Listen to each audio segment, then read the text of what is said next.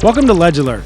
Senator Brandon Creighton, chairman of the Senate Education Committee, recently introduced Senate Bill 2, which would create universal education savings accounts that would give parents the opportunity to have real educational choices for their kids, regardless of where they live and regardless of what school they are assigned to. Here with us to break this down is George Borrego, TPPF's Policy Director for K-12 Education. Thank you for being here, George. My pleasure, Brian. All right, well, just take us through we'll go through the bill in just a second. Tell us what the bill is trying to achieve and what the purpose of the bill would be. Yeah.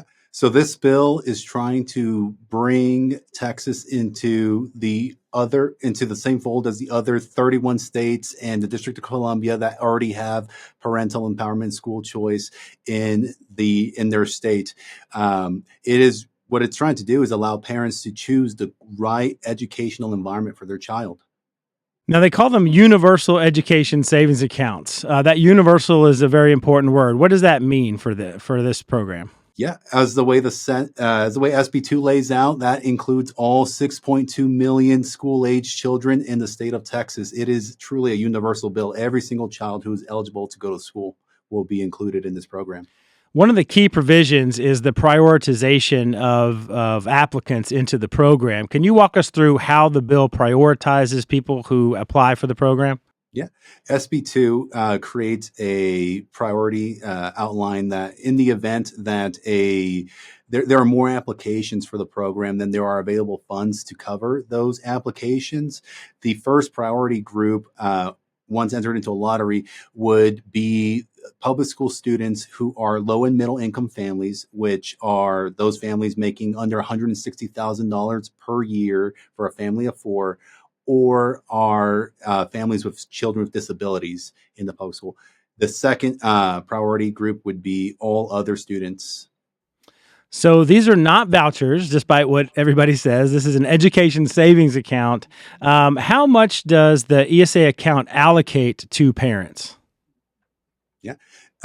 This bill improves on the previous bills from last session, and it allocates as much as $10,000 for every student. And if you are a student with disabilities, up to $11,500 per student. And since these are not vouchers, they're ESAs, they're not just allowed to be used for tuition. What are some other things that it can be used for? Absolutely. So the allowable expenses under the bill would include workforce training programs, higher education programs, some educational therapies, tutoring services, and a number of other educational tools that could help you craft a truly comprehensive education for your child. Now, some Texans have expressed concerns that, of course, with any kind of government money would come government strings attached to that, and people are worried about how this might affect their personal and religious rights. How does this bill address those issues? Well, this bill will be the strongest legal protections in the country for any ESA program. This program will have the strongest protections for homeschool families, for private school institutions, for all educational institutions, in that it prohibits any kind of encroachment or on those participants and providers on their religious values, on any values whatsoever, on the enrollment process, the admissions process. Another concern that people have is that, they make the claim that this would defund our public schools if you're using money to go to a private school, for tuition for private school. How do you address those concerns? Well, I'll tell them flat out that this bill does not take a single dollar out of the foundation school program nor out of the available school fund. It touches not a single dollar out of our education funds. And if the policy gets implemented, it gets passed, which I know there's a long road ahead for that. But if it gets passed, how will we be able to evaluate whether or not the program is working?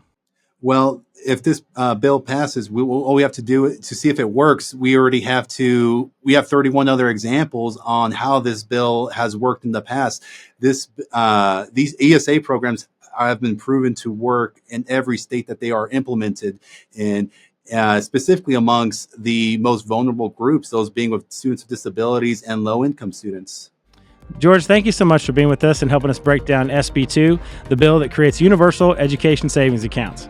To learn more about school choice and ESAs, go to texaspolicy.com and subscribe to our YouTube channel, where you can find out more. We can find more videos like these, and you can subscribe to the Parent Empowerment Podcast with Mandy Drogan. We'll see you next time.